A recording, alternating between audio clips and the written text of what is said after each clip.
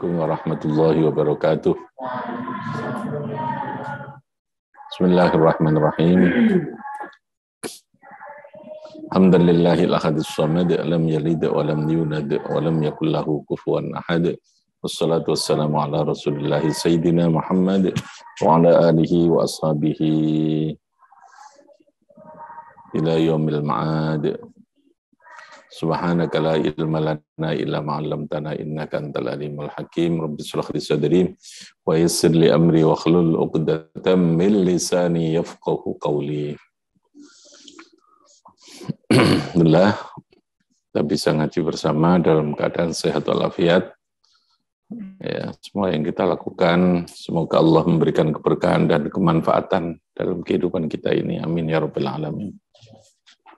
Kita lanjutkan ngaji kita yang kemarin, kita bahas masalah toharoh anil hadas, toharoh anil najis. Anil hadas ada hadasil aswar, lalu kemudian ada hadasil akbar, najis ada yang mughalladhah, lalu apa? Mukhaffafah, kemudian yang mutawassithah. Nah sekarang apa yang menyebabkan seseorang itu punya hadas? Dan apa yang masuk dalam kategori najis itu ya. Yang penting itu ya. Jadi hadas itu i'tibarun syar'iyyun, i'tibar maknawiyun ya. Hadas itu adalah penganggapan syara'. Jadi yang menganggap atau yang menentukan bahwa sesuatu itu menjadikan orang punya hadas itu adalah syara'. Syara', bukan akal kita, bukan pilihan kita, atau bukan pikiran kita, tetapi yang menentukan adalah syara'. Dan bersifat maknawiyun. Hadas itu bersifat apa? Maknawiyun. Maknawiyun itu artinya tidak bersifat indrawi, tidak bisa dilihat, tidak bisa dirasakan, gitu ya. Lawannya khisyun. Ya, kalau khisyun itu yang bersifat indrawi. Berbeda dengan najis. Kalau najis itu khisyun. Ya. Kalau hadas itu apa? Maknawiyun. Hadas itu maknawiyun. Jadi i'tibarun syar'iyyun maknawiyun. Tapi kalau najis i'tibarun syar'iyyun khisyun. Yang bersifat khisyun. Makanya lalu berbeda ya. Istilah yang digunakan dalam hal sama-sama menghilangkan hadas, menghilangkan najis. Kalau menghilangkan hadas kemarin istilahnya apa? Rafil hadas. Kalau menghilangkan najis namanya izalatun najisi. Karena sifatnya khisyun kalau najis. Kalau hadas itu sifatnya ma'nawiyun.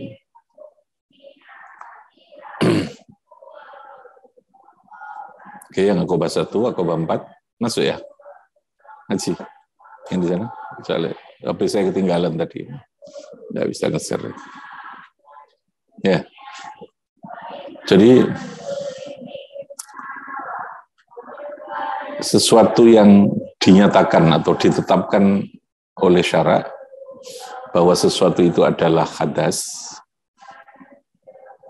itu sifatnya adalah bersifat ta'abudiyun. Ta'abudiyun itu dulu saya jelaskan, ta'abudiyun itu artinya di luar logika kita gitu ya. Sehingga kita ya menerima saja, karena kalau ta'abudi itu mesti tauqifiyun.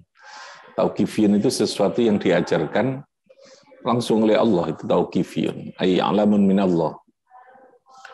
Jadi sehingga kita bisa memahami secara ilmiah apa tidak, secara logika apa tidak, ya sudah kita terima, kita mengikuti terhadap apa yang ditentukan oleh syara' itu. Makanya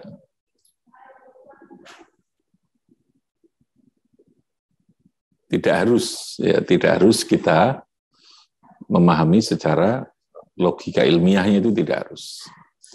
Tetapi kalau diurut atau kalau dilacak, dikaji secara mendalam, ya semuanya itu lalu kemudian akan bisa ditemukan logika atau dasar-dasar ilmiahnya itu. Tapi itu sifatnya tidak harus, gitu ya. Jadi kenapanya, lalu kemudian Ketika kenapa itu lalu kita temukan alasan-alasan secara empirik, secara ilmiahnya, itu adalah mendukung terhadap adanya ketentuan hukum yang ditetapkan oleh Allah itu.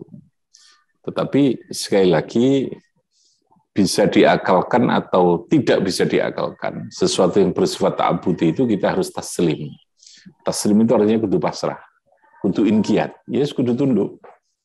Bahwa yang namanya menyentuh laki-laki dan perempuan yang bukan mahramnya namanya ajnabiyah. Wong wedok liyo. Liyo itu maksudnya wong wedok sing dudu apa? Mahramnya. Laki dan perempuan itu bersentuhan, maka kedua-duanya akan menjadi batal. Kenapa kok batal? Itu sudah sesuatu yang bersifat ta'abudi, ya. Ta'abudi itu. Meskipun bisa kita temukan logika-logika ilmiahnya, gitu ya. Paham ya? Bisa kita temukan apa? Logika ilmiahnya.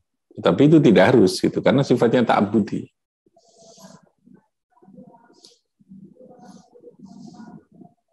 Kenapa keluar angin, lalu kemudian membatalkan wudu, menjadikan orang punya hadas?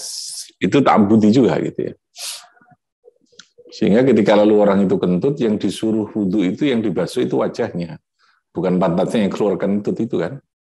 Nggak ada wudu terus kemudian itu wudu sing digoyang karo banyu, pantatnya itu kan nggak ada ya. Karena ini yang kentut gitu kan. Jadi logika itu bisa kita temukan apa tidak, dalam hal yang ta'abudi itu, kita harus taslim, pasrah, bahwa itu harus kita terima. Harus kita yakini benarnya bahwa hal-hal itu menjadikan seseorang punya hadas, itu ta'abudi. Ta'abudiyun. Jadi hadas tadi apa? Yang tibarun syar'iyun. Yang menentukan, yang menganggap bahwa itu hadas itu siapa? Cara. Bersifat apa kalau hadas? Ma'nawiyun. Ma'nawiyun itu lawannya apa? Khisiyun. Kalau najis, khisiyun. Indrawinya. Makanya najis itu nanti kan ada bendanya, ada ainun najasah. Ainun najasah itu berarti benda najisnya. Lalu ada sifatun najasah. Sifatnya najis itu ya mulai dari launuhu, ta'muhu, rihuhu. Ada warna, ada rasa, ada bau. Itu berarti sifat-sifat yang melekat kepada najis itu. Kalau izalatun najasah ya semua harus dihilangkan. Semua harus dihilangkan. Kecuali yang tidak memungkinkan untuk bisa dihilangkan karena sulit, itu lalu namanya ma'fuun. Nanti itu dimakfu itu dimaafkan, ditoleransi gitu ya. Jadi hadas itu itibarun syar'iyun, yang menganggap itu syarak dan bersifat ma'nawiyun. Jadi ini ya, satu yang menjadikan hadas apa? Kullu ma kharaja minas sabilain. Segala hal yang keluar dari kubul dan dubur itu menyebabkan seseorang punya hadas. Apa saja yang keluar? Baik itu mu'tadan au ghairu mu'tadin. Baik itu biasa keluar atau tidak biasa. Baik itu najisan am tahiran. Baik itu yang keluar itu najis atau suci. Ya, benda suci. Ya, kemarin saya contohkan orang keleletan nekran atau keleletan duit koin lalu keluar. Itu suci ya. Mutanajis saja gitu ya. Tapi posisi hadasnya tetap dia punya hadas, batal wudunya gitu ya. Kalau dia punya wudu ya berarti dia akan batal itu. Nah, kharaja. Yang kedua tadi ini lamsur rajuli. Lamsu itu artinya menggepok itu menyentuh wong lanang almar'ata al-ajnabiyata. Jadi ada sifatnya ya. Perempuan yang bukan mahram. Ya kalau dipahami secara logikanya ya karena menyentuh perempuan itu yang bukan ajnabi kan hukumnya haram, gitu kan? Maka konsekuensi yang terkait dengan hadas ya dia menjadi punya hadas. Paling tidak itu untuk menutup pintu agar supaya tidak terjadi gampang sentuhan, karena dia akan apa?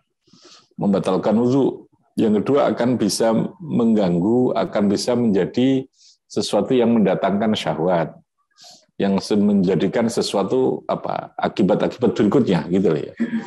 Makanya lalu al-ajnabiyah itu punya hukum khusus. Berbeda dengan perempuan itu kalau mahram yang tidak mungkin dikawin ya, yang haram dikawin itu tidak apa-apa, tidak membatalkan. Perempuan mahram itu lawannya apa? Ajnabiyah. Ajnabiyah itu wong liya.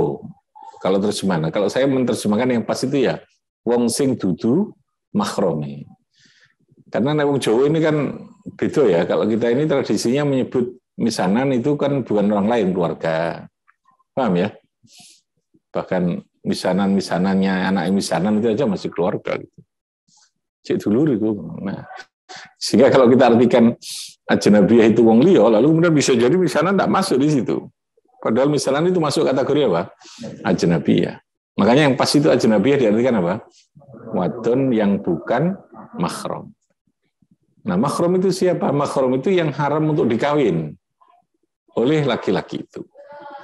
Nah, semua laki-laki yang haram untuk dikawini oleh laki-laki itu, maka itu namanya mahram. Karena hubungan nasab atau hubungan perkawinan. Paham ya? Mahram itu muncul satu karena hubungan nasab. Anak itu mahram, ibu mahram. Paham ya? Atau hubungan rodok. Rodok itu karena disusui oleh seorang perempuan, maka laki-laki yang menyusu atau anak perempuan yang menyusui itu dia akan menjadi anak rodok. Nah, anak rodok itu secara hukum juga sama, dianggap masuk dalam kategori mahram itu, tidak boleh dikawin. Gitu ya. Pokoknya kalau orang Arab dulu ada tradisi menyusukan anak itu kepada perempuan lain, termasuk Nabi Muhammad itu disusui oleh siapa? Halimah As-Sa'diyah. Tradisi ya, makanya di Arab lalu ditentukan hukum oleh agama itu yang tegas bahwa saudara rodha itu masuk kategori mahram yang tidak boleh dikawin. Itu karena musaharah. Musaharah itu karena hubungan perkawinan. Seorang kalau rabi, maka hubungan perkawinan itu akan menimbulkan kemahraman. Bagi istrinya tetap ajnabiyah posisi hukumnya. Makanya Imam Syafi'i mengatakan menyentuh kepada istri itu hukumnya batal. Karena posisi istri itu ajnabiyah. Lo kan sudah dikawin, karena bisa dikawin itu ajnabiyah. Paham ya? Karena bisa dikawin itu memang dia apa? Ajnabiyah itu. Nah, ketika kita kawin, yang menjadi mahram itu bukan istri kita, yang menjadi mahram itu ya orang lain yang punya hubungan dengan istri itu. Orang tuanya, otomatis dia menjadi apa? Mahram. Karena tidak boleh kawin. Ketika dia sudah mengawini anaknya, dia tidak boleh kawin dengan orang tuanya, dengan ibunya, dengan adiknya ketika itu. Maka menyentuh adiknya istri tidak apa-apa ketika masih ada hubungan perkawinan. Kenapa? Karena haram untuk dikawin. Ya, kecuali kalau dia sudah pisah dengan perempuan itu, lalu kemudian istrinya itu, adiknya baru boleh dikawin. Al-jamu bainal ukhtain kan tidak boleh. Menunjukkan kemahraman itu. Jadi saya ulangi, menyentuh perempuan yang menjadikan punya hadas itu yang perempuan kayak apa? Yang perempuan apa? Ajnabiyah. Siapa ajnabiyah itu? Perempuan yang bukan mahram. Terus mahram itu siapa? Orang yang haram dinikahi. Bisa karena dua sebab. Satu bisa karena sebab nasab, ya, ini yang permanen ya. Yang kedua bisa karena musyaharah. Kalau musyaharah itu bisa terjadi perubahan. Kalau terjadi perpisahan dengan anak, ya otomatis kemahraman itu menjadi hilang. Kemahraman itu. Dalam orang-orang tertentu, ya toh. Ya kayak tadi itu. Istrinya meninggal, lalu dia punya adik perempuan, maka adik perempuannya berubah menjadi ajnabi, menjadi apa? Ajnabi ya. Karena dia boleh dikawin lagi, gitu kan. Boleh kawin dengan adiknya itu. Jadi yang membatalkan itu lamsu ya, menyentuh. Karena nanti ada dua, ada massu, ada lamsu. Lamsu ini digunakan untuk terjadi sentuhan pada bagian mana saja. Ketika terjadi sentuhan kulit, ya, antara laki dan perempuan yang ajnabiyah tadi itu, otomatis batal wudunya. Otomatis dia punya hadas. Ya, punya hadas. Cara menganggap itu punya hadas. Menganggap loh ya. Makanya dikatakan menganggap itu karena memang antara yang punya hadas dengan yang suci itu kan podo wae wong itu kan. Tidak ada sesuatu yang membedakan. Paham ya? Bodohai, karena secara khisyun tidak ada gitu. Tapi kalau najis kan ada khisyun. Telai, wujudnya telai, ada ambunya, ada warnanya kan gitu ya. Darah juga ada warnanya, ada. Itu maksudnya. Jadi itu yang lamsu itu sentuhan, menyentuh bagian mana saja terjadi sentuhan, maka dia membatalkan. Berbeda dengan masuk zakar, menyentuh zakar, menyentuh farji, itu membatalkan. Tetapi menyentuhnya itu harus bibatinil kaffi, apa? Bibatinil kaffi. Jerurnya pepe. Bibatinil kaffi atau bibatinil kaffi. Bibatinil kaffi. Definisinya ada secara hukum. Bibatinil kaffi. Ketika terjadi sentuhan, menyentuh dengan ini yang menjadikan batal. Menyentuh zakar atau farji dengan ini, itu yang menjadikan batal. Ketika ini tidak, karena ini bukan batin. Ya. Ini juga tidak, karena ini zahir. Apa namanya? Zahir. Ini atrof. Namanya atrof itu ujung. Bukan batil kaffi, tapi atrofil kaffi. Nah, secara fikih yang membatalkan itu adalah batinil kaffi. Batinil kaffi itu dalamnya ini. Ini juga bukan batin ini. Jadi kalau menyentuh dengan ini, zakar tidak batal. Ini juga tidak membatalkan. Karena ada batasannya. Batinil kaffi itu apa? Nah, itu fikih itu harus pasti gitu. Jadi kalau menyentuh zakar itu, zakarnya manusia yang membatalkannya.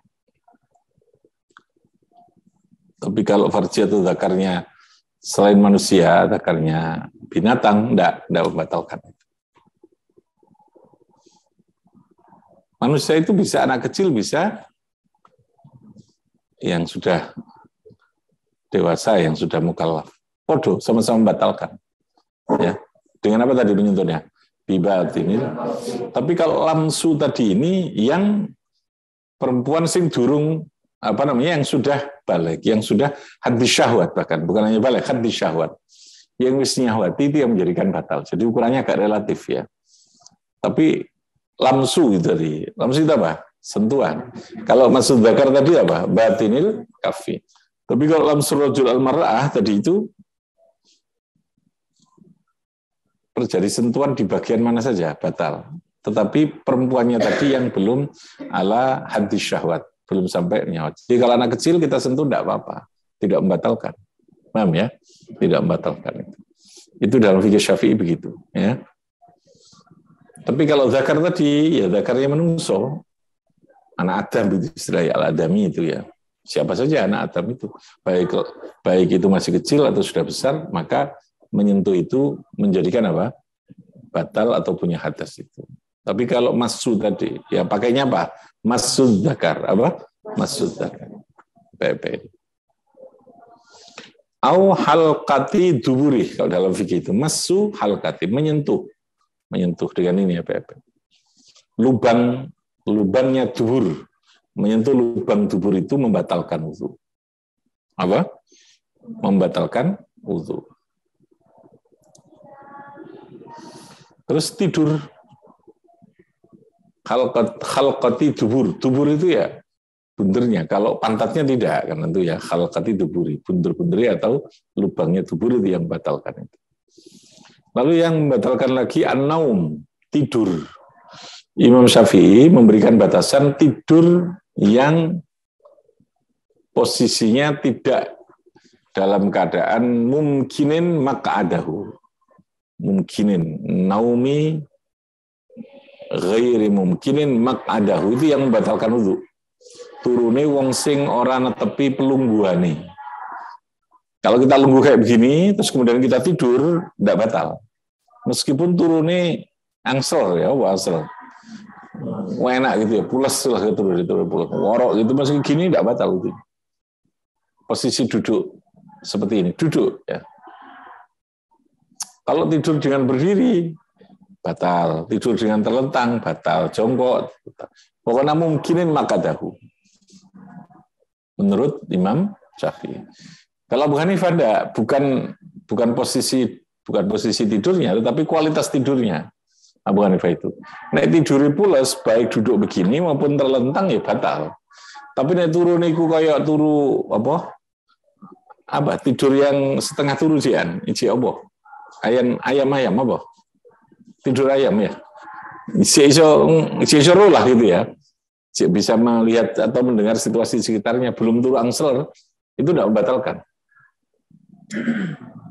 Tidak membatalkan. Meskipun turunnya terlentang. Tapi nih Imam Syafi'i enggak. Ya pokoknya tidurnya yang duduk mungkin itu yang tidak membatalkan. Terlentang itu pokoknya mbok turune kaya apa wae batal sudah. Mbok turu pules, mbok turu kadang tadi itu setengah masih belum terlalu tidur sungguhan, enggak pules itu tetap batal itu. Zawalul akal itu juga menjadikan hadas. Hilangnya akal. Hilangnya akal bisa karena mabuk, bisa karena marodun, bisa karena sakit. Orang yang sakit yang koronemen yang kayak sonahan kan dia bisa pingsan. Pingsan itu menjadikan apa? Batal. Pokoknya kehilangan akal karena mabuk atau karena sebab yang lain, termasuk karena sakit, itu juga menjadikan orang punya hadas. Hadasnya hadasil asghar. Apa? Hadasil asghar, hadas kecil. Maka dia harus wudhu kembali.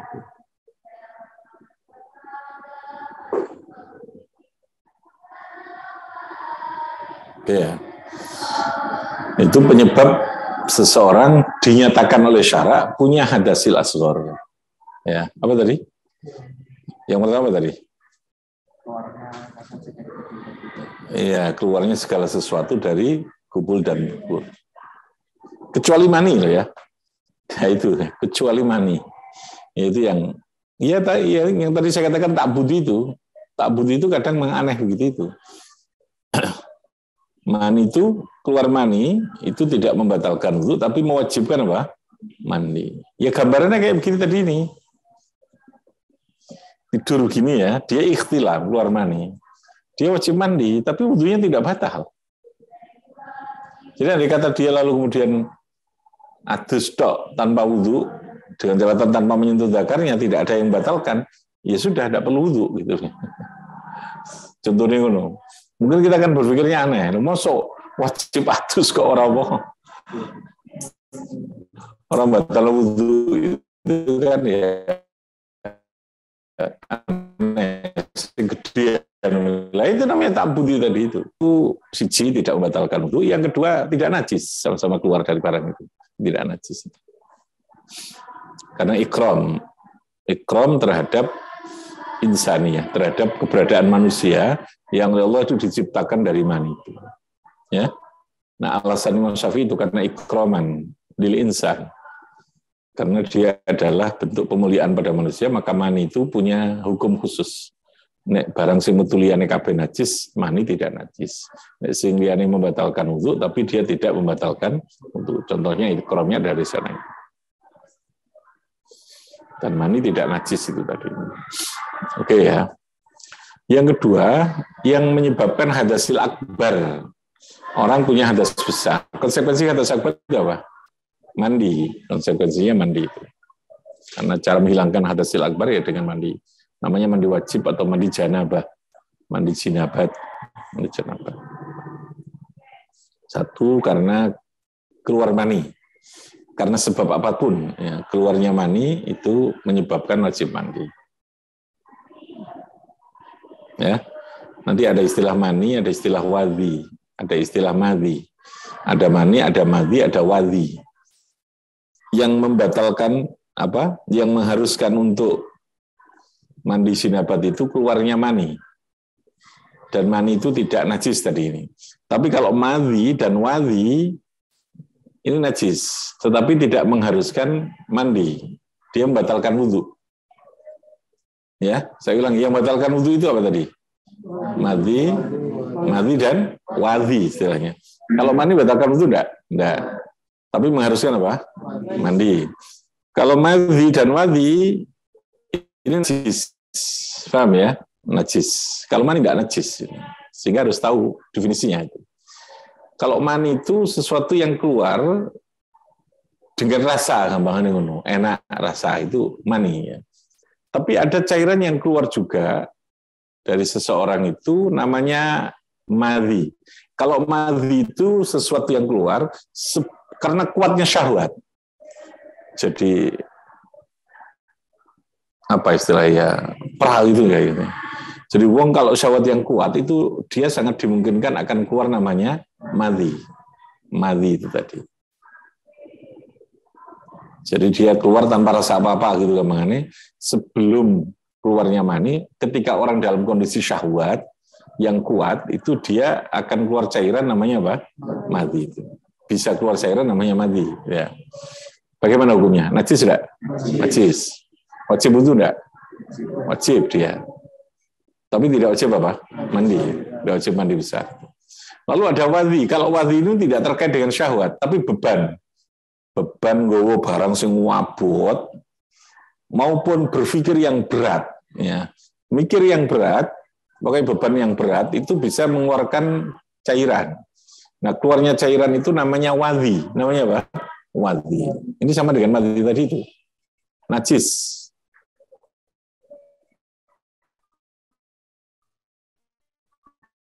Wadhi ya. Kalau tadi pakai mim, tidak wajib mandi. Ya. Jadi cukup dengan wudu itu. Kan beda tuh hukumnya. Sama-sama cairan keluar. Kalau mani tidak najis, tidak batalkan wudu, tapi wajib mandi. Kalau madhi najis, tidak wajib wudu. Wudunya batal kan, tapi tidak mewajibkan apa? Mandi. Wadhi juga sama. Bedanya tadi itu definisinya. Kalau mani itu karena keluar sesuatu yang bersifat apa? Ada ladzizun, ada rasa yang enak. Kalau madhi dan madhi itu tidak ada rasa tadi. Gampangnya tadi batasannya. Ketika orang dalam kondisi yang syahwat, maka dia dimungkinkan keluar cairan, itu namanya madhi. Nah, wadhi itu karena apa? Beban. Beban yang berat, orang bisa keluar cairan. Wong sing biasanya kendat itu kan berat, itu dia mesti keluar cairan itu kan. Ada beban. Itu mulai dari wadhi sampai matinya dia keluar, sampai mani itu keluar itu. Wadhi itu. Nah, itu secara hukum fikih begitu. Nah, yang mengharuskan mandi itu keluar mani. Baik karena ikhtilam, baik karena mubasyarah karena apa? Bersentuhan, karena apapun atau tidak karena sebab itu, ketika keluar mani, ya biasanya pasti ada sebab ya, sebab. Maka keluar mani itu mewajibkan mandi. Yang kedua, iltiqaul khitana ini, ketemunya dua alat kelamin, laki-laki dan perempuan. Meskipun tidak inzal. Jadi meskipun tidak keluar mani, bila mana terjadi sentuhan pertemuan iltiqa istilahnya, bahasa Arabnya iltiqaul khitanain, terjadi pertemuan dua alat kelamin laki dan perempuan, maka itu mengharuskan mandi jinabat. Otomatis batal wudunya kalau ini. Apa? Iltiqaul khitanain. Bagi laki-laki itu ya. Perempuan juga sama di situ. Nah, yang khusus perempuan adalah al-haid, wan nifas, wal wiladah. Wong wedok kalau habis haid, maka dia wajib mandi karena haid itu menyebabkan hadas besar. Wajib mandi. Ketika sudah suci, dinyatakan sudah betul-betul an-naqa, sudah bersih, maka dia wajib mandi, namanya mandi wajib itu. Karena lil haid, karena apa? Haid. Atau karena nifas, jadi dia mengeluarkan darah. Setelah melahirkan, nifas itu definisinya adalah ad-dam al-kharij akibal wiladah. Itu namanya nifas. Ad-damu al-khariju akibal wiladah. Darah yang keluar setelah keluarnya anak. Nah, itu yang disebut darah nifas. Kalau darah sebelum keluarnya anak, itu bukan nifas. Dia masih wajib sholat. Ya. Mengeluarkan darah dulu, setelah pembukaan, kadang itu angkatnya melahirkan itu ada istilah dalam kedokteran itu pembukaan. Ketika itu kok keluar darah, sedangkan anak belum keluar, itu masih belum dikatakan darah apa? Nifas. Berarti dia posisi masih punya kewajiban untuk sholat itu. Tapi nifas, dia sudah tidak boleh sholat. Apa nifas? Darah yang keluar setelah keluarnya apa?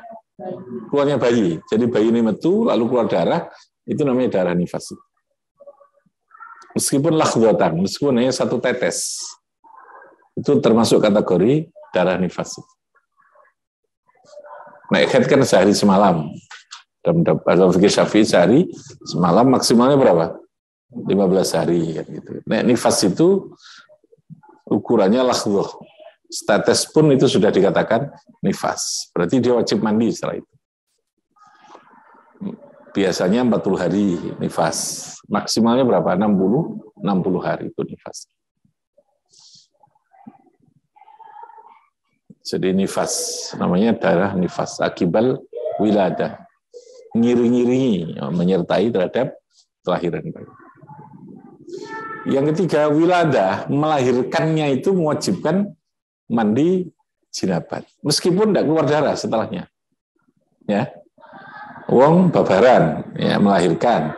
Keluar anak, otomatis dia wajib mandi. Meskipun tidak keluar apa? Darah. Meskipun tidak nifas. Gitu ya. Wiladahnya itu. Wiladah itu apa? Melahirkan. Nah, melahirkannya itu mengharuskan ghusl. Mengharuskan mandi jinabat.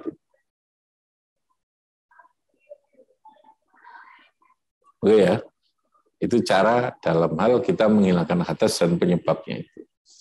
Nah, kalau dalam kitab itu al-mautu, mati itu juga wajib mandi, mestinya bukan wajib mandi, tapi wajib dimandikan. Maksudnya yang mati jadi wajib hadis ya.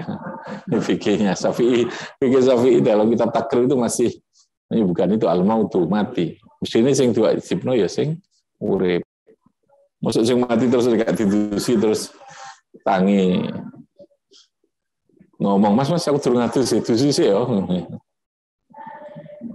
Jadi itu yang menyebabkan orang buya hadas besar. Hadas besar itu konsekuensinya mandi. Oke ya, sekarang sedikit saya jelaskan lagi, mungkin kemarin saya lupa. Kalau dalam wudu itu ada dua hal yang harus ya, rukun yang perlu kita jelaskan. Ada ghusl, ada apa? Mashu. Kalau ghusl itu harus sayalan. Apa? Sayalan. Sayalan itu artinya airnya harus menetes, itu ghusl.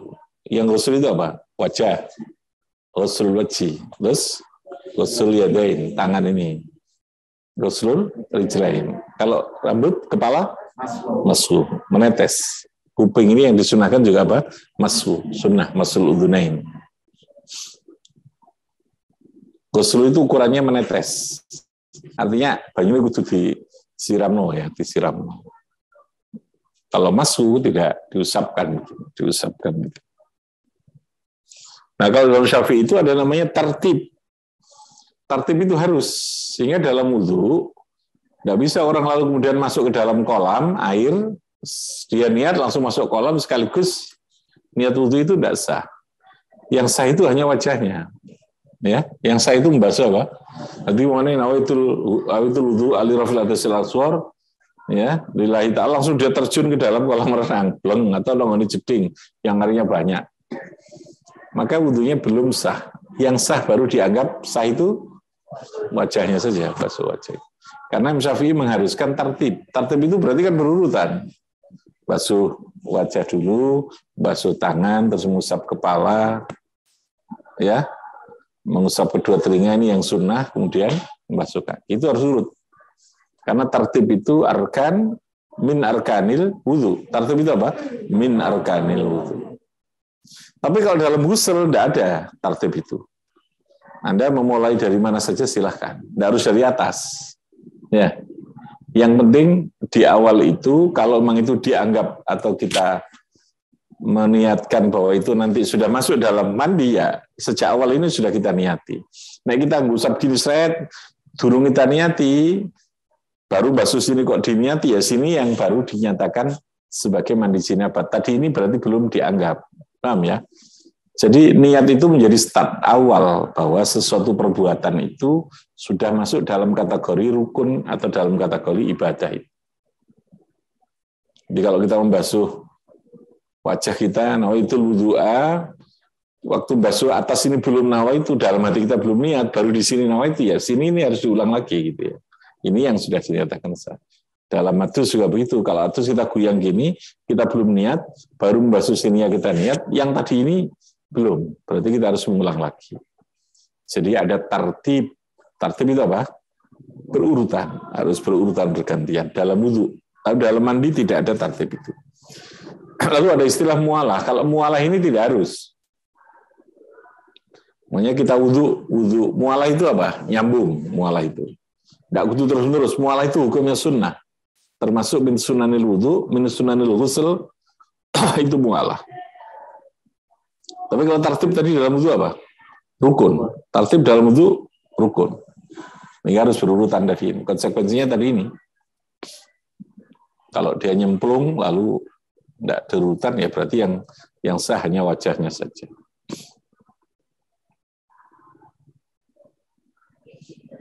Kalau mualah itu sunnah. Kita mandi mana ya? Mandi jinabat. Terus yang gini terus ditinggal delok TV dulu atau masak dulu terus baru basuh ini. Boleh meneruskan. Kita wudu muka dulu, setelah itu tinggal ngopi dulu, mari terus tangani, boleh. Dengan catatan belum kering basuhan yang pertama, itu ada yang menyebutkan begitu. Ya. Mualah itu hukumnya apa? Sunnah. Itu bedanya. Kalau tartib, rukun. Tartib hukumnya rukun. Nah itu dalam kaitan dengan toharatun anil hadasri, baik hadasil asghar maupun hadasil akbar. Oke, silakan kalau ada yang perlu ditanya. Ada? Boleh? Nah. Untuk mengambil wudhu itu kita dalam situasi masyarakat, kemudian kedatangan salah satu yang menyebabkan hadas kecil, ya apakah kita tetap batal wudhunya atau tidak? Batal? Iya batal. Harus mengulang ya. Walaupun dalam kondisi masyarakat. Kayak itu namanya daimul hadas. Jadi nanti ada hukum khusus. Orang yang daimul hadas itu punya hukum khusus. Daimul hadas itu kayak orang istighadah. Istighadah ya. Orang yang beser. Ya. Beser, anyang-anyangan atau beser itu juga namanya daimul hadas. Salasin itu beser itu. Lis salas atau daimul hadas. Ya. Orang yang posisi daimul hadas, ya, karena nggak bisa menahan atau posisi karena beser tadi atau karena daimul hadas karena istighadah yang biasa itu istighadah, maka dia punya, karena orang istighadah itu kan wajib sholat ya, beda dengan haid ya, orang istighadah itu wajib sholat, maka posisinya dia kan wajib wudu, harus bersuci. Dan bagaimana cara bersucinya? Bersucinya dilakukan mendekati ketika dia mau sholat itu, lalu kemudian segera ditutup semaksimal mungkin, ya, dibuatkan tutup supaya tidak terjadi penetesan darah itu, lalu dia sholat sudah. Ketika sholat kok keluar tidak apa-apa, ya, itu namanya apa? Daimul hadas. Ada orang yang kentut tidak bisa menahan kentut, betul-betul daimul hadas lah, pokoknya ya, terjadi situasi yang tidak bisa dikendalikan terus saya ngentut mana itu sampai agak ke kamar kemarin ya sudah. Sholat saja dengan untut itu, namanya daimul hadas, wudu saisone ya. Tapi kalau untut kan jarang lah. Yang mana itu anyang-anyangan tadi lah, apa namanya? Beser itu ya, beser itu. Kayak itu penyakit ya. Kentut kok, ya kentutan tapi kan gak teman-teman lah. Maksudnya gak sampai ngentut kok sepanjang waktu kan ya. Ini makan jagung pirang keranjang gitu ya. Ya. Jadi daimul hadas itu kondisinya seperti tadi ini. Jadi dia punya berbeda. Sehingga ma'fun anhu, meskipun dia posisinya, wudunya juga begitu. Ya wudu saja tidak apa-apa, meskipun masih keluar darah ya. Meskipun istighadah itu tetap keluar darah, wudu saja, wudu sampai selesai, lalu kemudian ditutup. Nah itu perempuan. Namanya apa tadi? Daimul hadas. Sudah sholat. Meskipun hakikatnya dia saja nih keluar najis dan mungkin dia juga batal wudunya ya. Tapi itu dimakfu karena apa? Posisi daimul hadas. Tidak perlu ada. Sudah dinyatakan sah. Jadi sholat itu ada yang sah, tidak perlu ada. Ada yang sah, tapi dia harus iadah. Paham ya? Orang yang sholat salah kiblat, baru mari sholat dia baru tahu. Ya, sholatnya tadi sah, tapi dia harus iadah. Ya, harus apa? Iadah. Ada yang sah tanpa harus ya ada. Sholatnya wong sing sakit tidak bisa berdiri, dia harus duduk, sah sholatnya itu. Dan tidak harus apa? Ya ada, tidak harus apa? Ya ada tadi mulak. Sama dengan taimul hadas tadi ini. Sah, menyatakan sah sudah sempurna itu. Tidak perlu apa? Ya ada tuh salat. Oke, ada lagi? Oh, itu paling ruwet tuh. Masalahnya paling ruwet tuh. Ruwet sembarangnya. Ya, ada nifas, ada istiadah. Itu gara-gara laki-laki tapi kan. Gara-gara ini wong lanang. Ada lagi? Nggih. Mandinya nifas dengan mandinya wiladah boleh. Boleh satu ya. Nah, tidak harus jadi nifas dan wiladah itu cukup sekali ya. Ketika terjadi sama dengan inzal tadi itu gabung-gabung gitu namanya. Peristiwanya bisa satu lebih dari satu, tapi ketika melakukan mandi posisi masih punya penyebab yang lebih dari satu, maka cukup dengan sekali mandi tadi. Dengan sekali mandi tadi. Namanya mandi wajib itu sudah menghilangkan semua gitu. Tidak kudu 2 kali mandi. Tidak harus 2 kali mandi, apa? Iya. Jadi umpamanya pas wiladah, pas nifas ya sudah. Sekali mandi itu menghilangkan, ya sama dengan orang ya kentut, ya menyentuh, gitu. Masuk wudhunya aku tak wudhu, lirofil hadasil ngentut. Enggak mana, aku hadasilnya. Sebabnya bisa lebih dari satu, tapi wudhunya cukup sekali tadi. Kecuali kalau memang tadi ini ya, habis melahirkan dia keluar darah. Ya dia mandi dulu kan, karena wiladah ya sudah sholat. Kok besoknya dia keluar darah nifas, berarti masih darah nifas. Dia tidak boleh sholat kan, kok mampet, ya dia harus wudhu, harus mandi untuk nifas. Kan sudah berbeda, sudah. Zaman dan waktunya berbeda.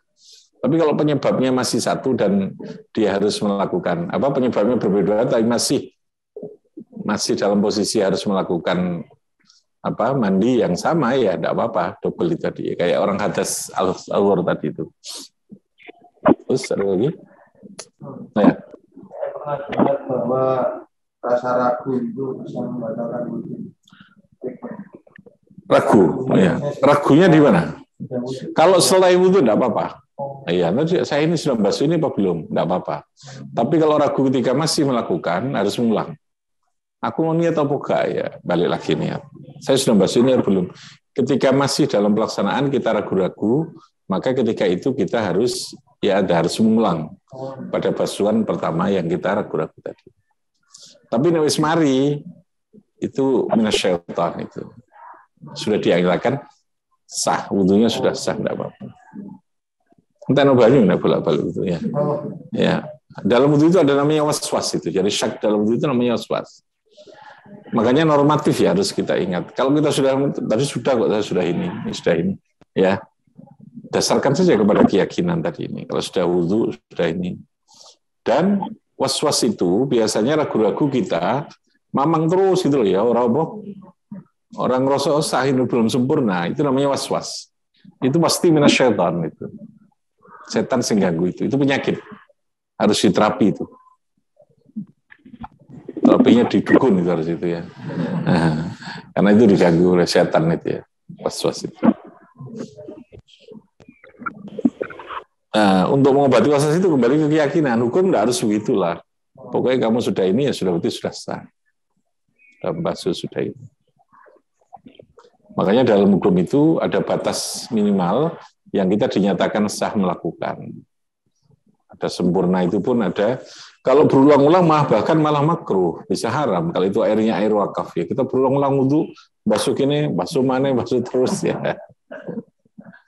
Jadi standar normatifnya begitu. Oke, ada?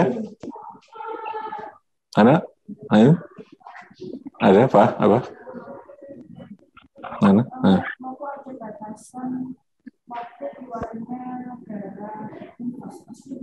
Misalkan setelah melahirkan itu nggak langsung nifas. Nah, ada membutuhkan kurun waktunya, misalkan batasnya hanya seminggu.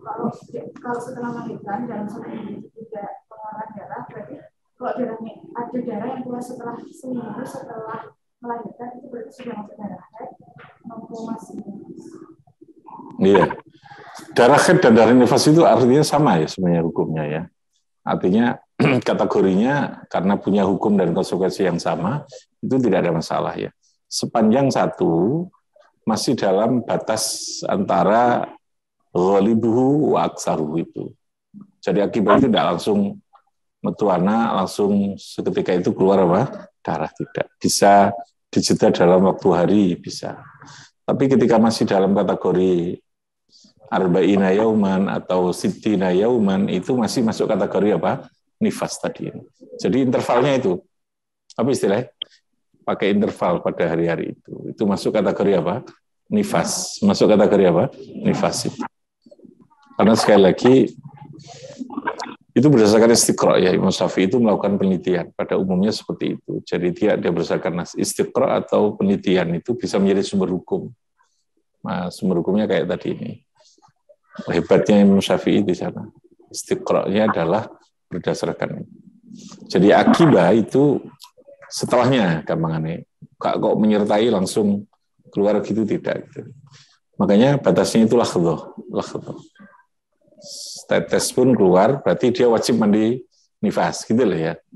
Nah, haid kan enggak. Kalau haid kamu hanya setengah hari, keluar dari setengah hari berarti bukan haid, Anda istighadah itu. Anda tetap wajib sholat. Kalau mengeluarkan setelah keluarnya anak, itu potensinya hukum standarnya adalah dia dinyatakan sebagai apa? Nifas. Dalam interval hari, nifas itu. Ya, dalam interval nifas itu. Jadi kemarin saat minggu nifas. Semampet ya, sudah suci, jadi wajib mandi, sholat. Nanti setelah 1 minggu lagi kok ada, masih kategori nifas. Ya, masih masuk kategori apa? Nifas itu. Hukum yang berlaku nifas belum haid, belum darah haid. Nah, kalau sudah melampaui dari 60 hari maksimalnya, maka di sana berlaku hukum haid dan hukum istighadah itu. Ya, berlaku hukum apa? Haid dan hukum istighadah itu. Sehingga perempuan yang nifas bisa saja langsung 40 hari, bisa saja langsung naik 60 hari sudah. Berarti sudah lebih dari 60 hari, kelebihannya itu sudah istighadah. Sudah apa? Istighadah itu. Kalau masih dalam kerangka ini, masih dalam kategori apa? Nifas, interval ini. Meskipun dia tidak berurutan. Ya. Nah, ini orang dino keluar darah, suci ya. Ya Anda mandi. Nah, setelah itu keluar darah lagi, berarti nifas, masih kategori apa? Nifas itu. Karena untuk pembersihan rahim dari sekali lagi, ya, darah itu terkait dengan persoalan, itu alasan logikanya, tapi tidak ada alasan itu karena ta'abudi ya, terkait reproduksi lah perempuan itu. Makanya perempuan yang Aisyah itu la iya isna, yang sudah Aisyah itu dia posisi sudah tidak keluar darah, karena bisa melahirkan, tidak bisa mengandung kalau sudah Aisyah itu, karena tidak ada lagi apa haid tadi itu, ya. Tidak ada yang menjadikan bahan terjadinya kehamilan itu sudah walai ya isna minal mahid.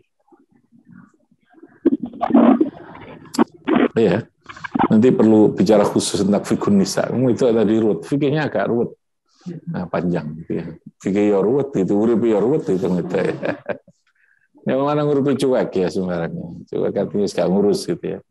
Dia ada alam yang sangat berbeda terkadang. Itu urusan maca saja rutin setengah mati. Melanang kan, tak itu ratus budal ya. Gitu ya.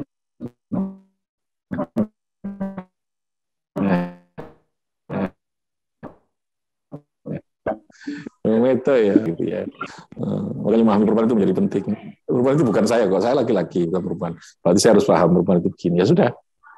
Ya. Wong lanang kan enak ya. Anak nangis ya, itu sing digegeri sing wedok kan.